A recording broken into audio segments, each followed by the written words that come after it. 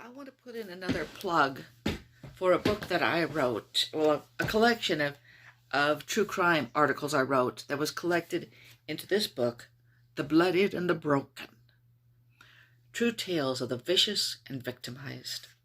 Okay, and I really believe that this has some of the best writing I've ever done and some of the most emotionally powerful stories I've ever written.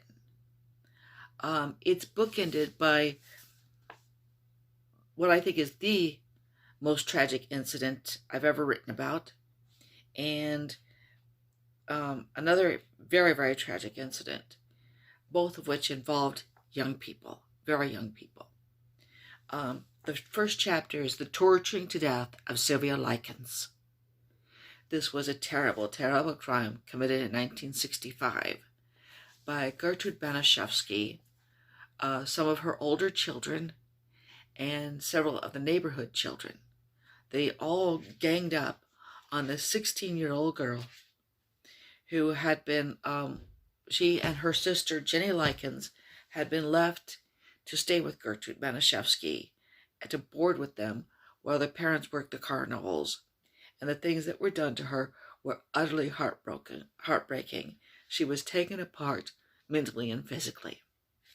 The last story is called The Brutal Burning of David Rothenberg. And it is about a child who was burned by his father. Apparently the father planned a murder-suicide, but guess what? He ducked out. He lit his son on fire, and his 6-year-old son, and he himself ducked out of the room and did not get burned. And the child was burned over most of his body. And he went through agony in recovering from it. He grew up and became a successful abstract artist. He changed his name to Dave, and he died of natural causes at, I think, in his 40s, early 40s. That's also a very sad story.